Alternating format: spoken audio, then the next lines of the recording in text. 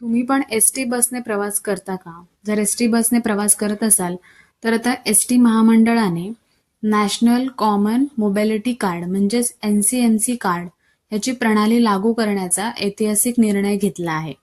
हे जे smart card आहे, ते तांत्रिक सुधारणा नसून प्रवाशांच्या विश्वासाला डिजिटल बळ देणारे पाऊल आहे. सवलतींची अचूक नोंद, पारदर्शक प्रतिपूर्ती आणि रोख विरहित व्यवहार या तिन्ही गोष्टी एका कार्डमध्ये सामावल्या जाणार आहेत. या प्रकल्पासाठी महामंडळाने इबेक्स टेक्नॉलॉजीज लिमिटेड आणि NSDL पेमेंट्स बँक यांच्याशी करार केला असून लवकरच सर्व आगारांमध्ये म्हणजे सर्व बस स्थानकांमध्ये ह्याची नोंदणी मोहीम सुरू होणार आहे. आता हे कोणाला मिळणार आहे NCMC कार्ड? तर या नव्या योजनेच्या समाजातील विविध घटकांचा समावेश करण्यात आला आहे. म्हणजे विद्यार्थी, शालेय व तांत्रिक शिक्षण घेणाऱ्या विद्यार्थ्यांना त्यांच्या सरळ क्रमांकाशी जोडलेले कार्ड दिलं जाईल. तसेच ज्येष्ठ नागरिक व महिला म्हणजे अमृत ज्येष्ठ नागरिक, सर्वसाधारण ज्येष्ठ नागरिक आणि महिला प्रवाशांना आधार संलग्न कार्ड हे दिलं जाईल. तसंच दिव्यांग प्रवासी म्हणजे ज्यांच्याकडे UDID क्रमांक असतो ते जोडून त्यांना त्याचं सुविधा असलेलं कार्ड दिलं जाईल.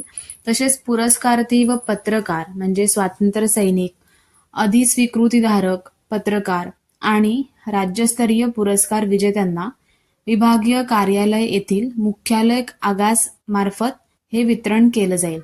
आता या कार्डची वैशिष्ट्य काय असणार आहेत? किंमत नवीन कार्ड आहे ते 199 रुपयाला असणार आहे GST सह आणि जर जुने स्मार्ट कार्ड जमा केलं तर 149 रुपयांमध्ये हे कार्ड उपलब्ध होणार आहे.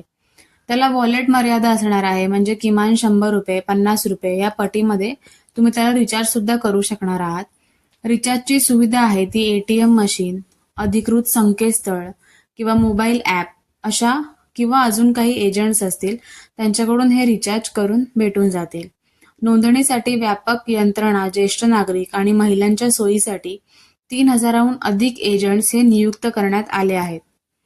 आता बस स्थानकानंतर नोंदणीची प्रक्रिया पार पाडणार आहे. म्हणजे जे बस स्थानक आहेत तिथेच ह्याची नोंदणी आहे ती होणार आहे. कार्ड काढण्यासाठी कोणते डॉक्युमेंट्स लागतात ते आपण बघूया. ज्या महिला प्रवासी असणार आहेत त्यांना बस डेपो आणि अधिकृत एजंट ह्या दोघांकडूनही कार्ड काढता येईल. आधार कार्ड त्यांना डॉक्युमेंट्समध्ये लागेल. ज्येष्ठ नागरिक आहेत त्यांना सुद्धा बस डेपोमध्ये जाऊन किंवा अधिकृत एजंट जे नेमून दिलेले असतील त्यांच्याकडे जाऊन आधार कार्ड नेऊन हे कार्ड काढता येईल.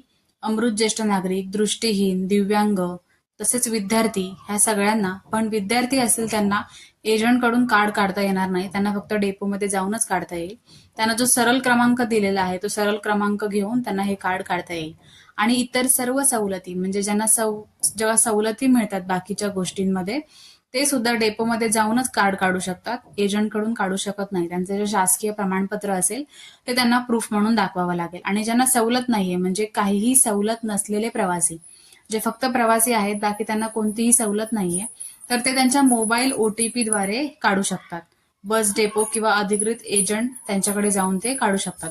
त्यांना कोणत्याही डॉक्युमेंट्सची गरज नाहीये, त्यांना मोबाईल OTP बस झाला. तर अशा प्रकारे हे कार्ड काढण्यासाठी डॉक्युमेंट्स लागणार आहेत. ज्यांच्यासाठी हा व्हिडिओ महत्वाचा आहे त्यांच्यासोबत तुम्ही शेअर करू शकता.